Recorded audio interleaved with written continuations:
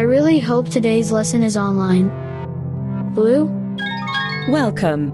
turn on Learning Lab. A's online initiating. Connect today's lesson. Get your education, sir. Connecting. Welcome back, everyone. I'm your tutor, Andre from A's Online Tutoring Services, where we help you get your education right here online.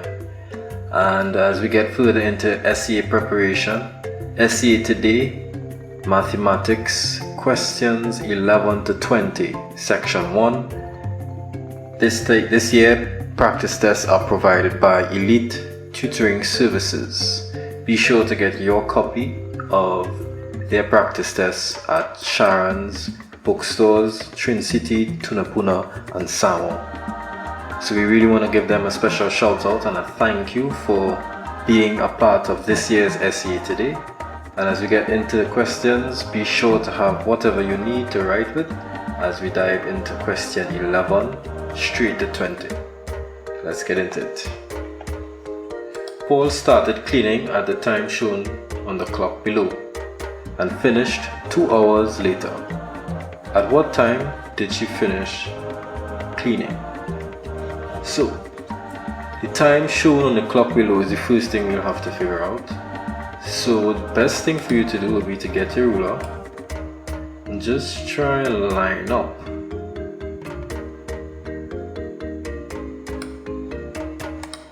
So you can see exactly what number you're working with.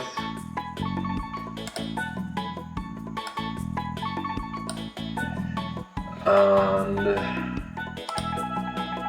this time shown on the clock here, we have the minute hand on 8, which would indicate 40 minutes, because each digit on the clock represents 5 minutes. So if we want to get 8 to be 8 times 5, which is 40. And the hour hand, which is the shorter hand that we drew the line with, is in between 10 and 11.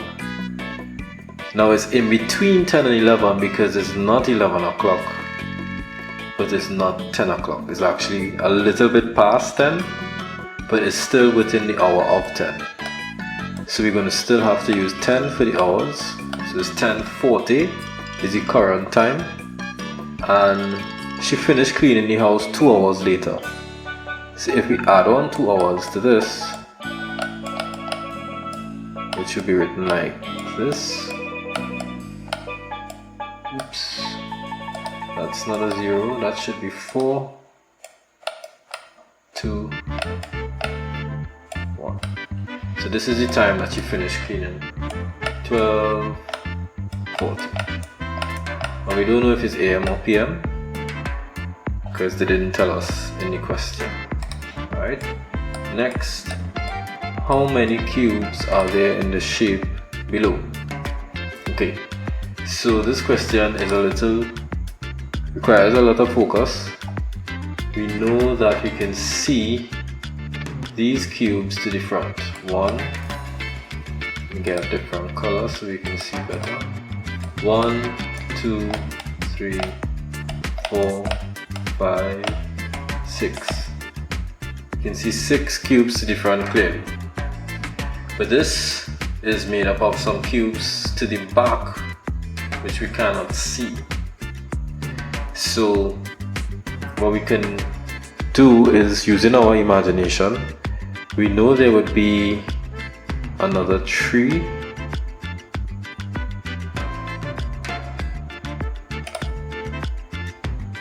So there's those 3 to the bottom. Now how would those 3 fit in? So you have one that's holding up cube number 2. There's one holding up cube number 3, all on the bottom. And then there will be one to the very bottom that's holding up cube number 1. So there's one there one there on the bottom row. So those are the 3 on the bottom row. And then in the row with 2 and 3, immediately underneath this one, there's another cube holding up cube number 1. So in total, that's 4 that we cannot see and 6 that are very obvious. So 4 plus the 6 will give us 10 cubes.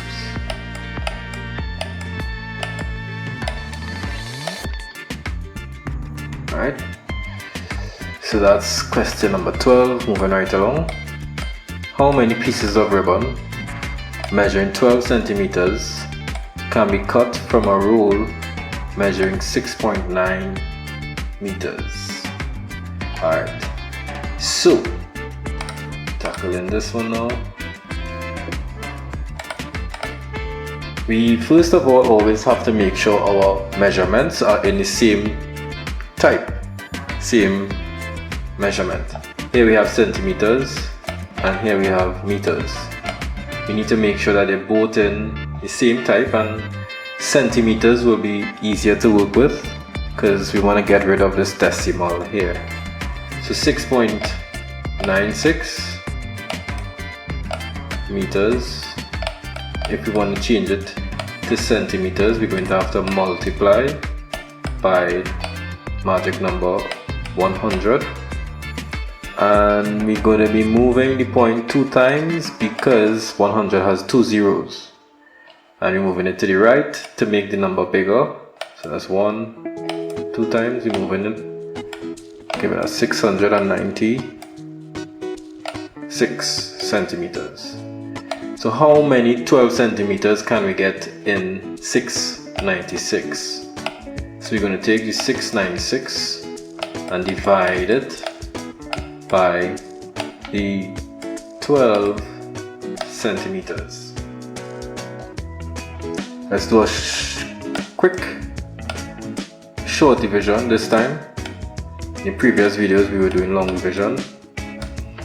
So 12 into 69 will be 5. 12 5 is 60. So that gives us a remainder of 9.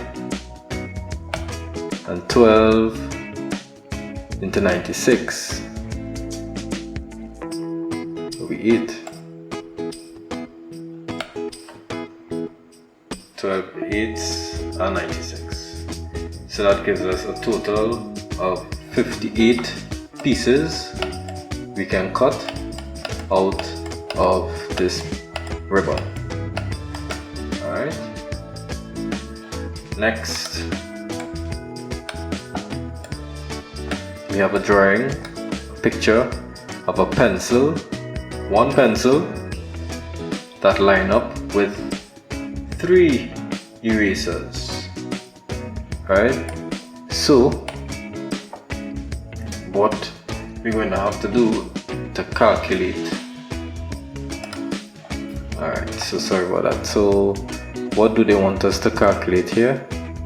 Well, they say the sharpener, a sharpener is 4 centimeters long. The length of the pencil is the same as the 4 sharpeners. What would be the length of 10 pencils is the question. So one sharpener is 4 centimeters long and we have 4 of them. So you have 4 centimeters here. For each sharpener we have 4 centimeters.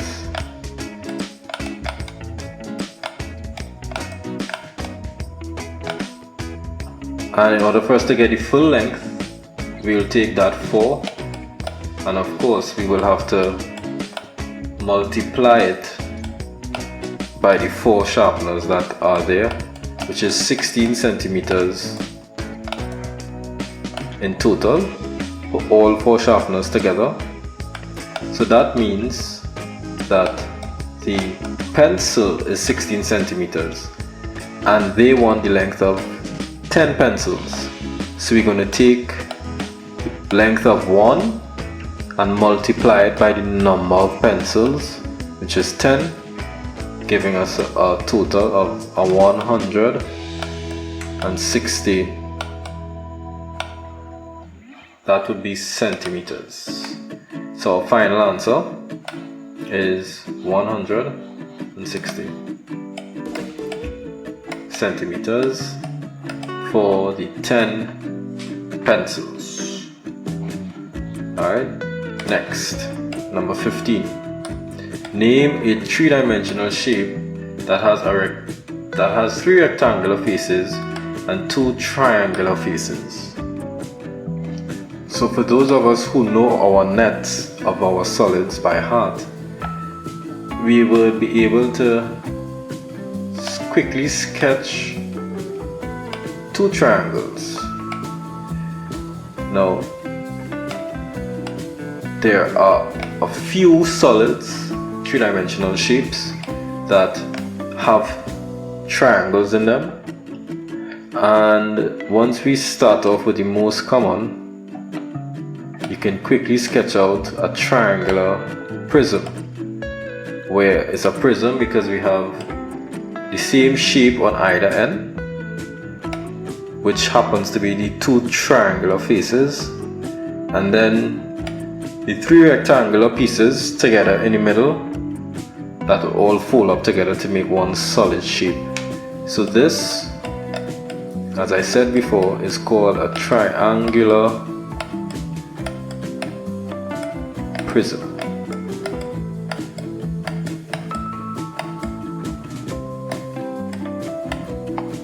And that's that. Number 15. Rick is at point K facing south. He makes a 3/4 turn in an anti-clockwise direction. Identify the point that Rick is facing now. So Rick is here, point K, and he's facing south. So south is opposite to north, and that's why we have the northern arrow on the right hand side here, showing us that there is north. So this is where Rick was facing. So Rick started off by facing A, which was south from point K. Then he made a 3/4 turn in the anti-clockwise direction. So clockwise would be the direction that the clock goes in. That's not the direction that Rick went in. Rick went opposite. Anti-clockwise, 3/4. So 3/4, you're trying to take that L-like shape, which we could even see here in the northern arrow on the right hand side. That L shape is what a 1/4 turn resembles. We want 3 of them. So from A in this direction, first quarter turn will take us to R, because we can get that L shape right here. Then from R we go again, that will take us to T, because that is 2/4 turns. This is 1/4 turn, then we have 2 on top. L shape will take us to T, and then the third quarter turn, check for the L shape, will take us to S, because we want 3/4 turns. So Rick will now be facing at point S. And that's that. Any parts of this that just seem a little too confusing, you can always go back in the video, pause it, watch it again, just to make sure you understand how we got to the S. Number 17, we're almost there. Name 2 lines below that are parallel to lines AB. Name the 2 lines below that are parallel to lines AB. So parallel means running in the same direction. The lines are the same distance apart at the beginning and the end of the line, and the lines never touch, never meet. So the 2 lines that are parallel, we have AB running on the top, and very much on the opposite side, DC would be parallel, because it's never going to touch AB, and it's the same distance apart here as it is here. Alright, so these lines will be considered parallel. So the answer we will put here We read D, C. Next, number 18. The following data shows the shoe sizes of 8 students in a class. What was the modal score? So mode is another word. Modal, it's another word for mode. What is the mode? The mode is the one that occurs the most. So it sounds very similar to the word mode. It's which one is actually the most. So which one is the most? We have 7 appearing twice. We have 6.5 also appearing twice. We have 5 appearing 1, 2, 3, 4 times.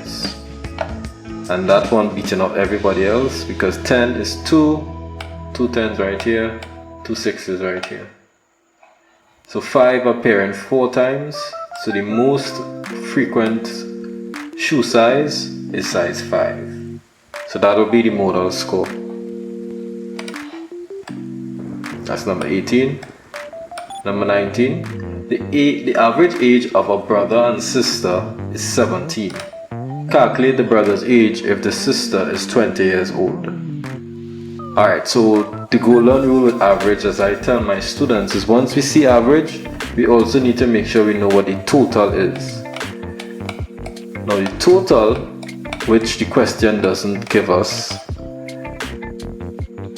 if we have the average, which they told us is 17, we can get the total by taking the average and multiplying it by the number of items, which in this case is a brother and a sister, so that's 2 people. So we have 17 times 2, which is 34. So the both of them, their ages added together is actually 34. Now the sister is 20.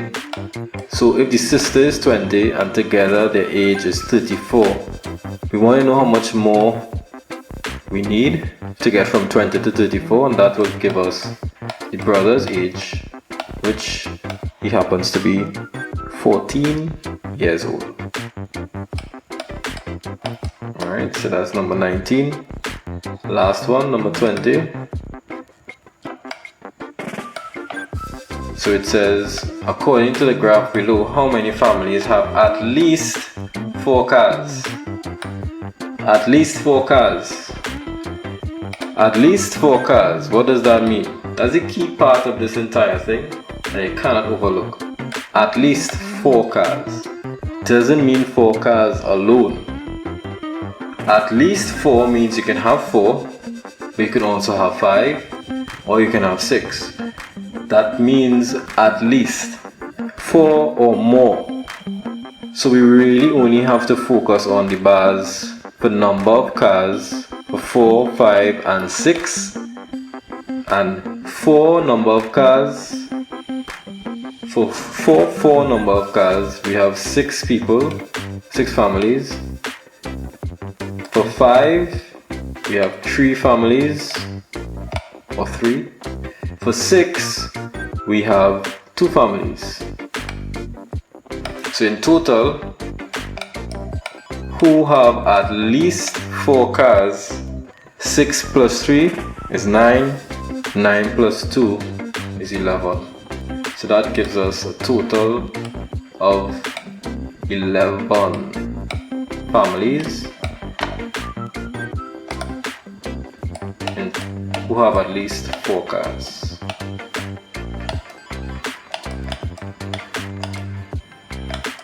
And that's it. That brings us to the end of today's exercise. We're doing S.E.A today, provided by S.E.A's Online Tutoring Services. Thanks for joining me. Thanks for sticking out through this entire video. We want to make sure that you check out the previous videos and the videos to come. So subscribe. And special thanks and shout out to Elite Tutoring Services for providing this year's S.E.A Today 2023 practice test. You can get their practice tests available at all Sharon's bookstores, and be sure to check out their solutions online as well. So thanks for joining me once again, and remember to stick to your work and continue to get your education. Peace.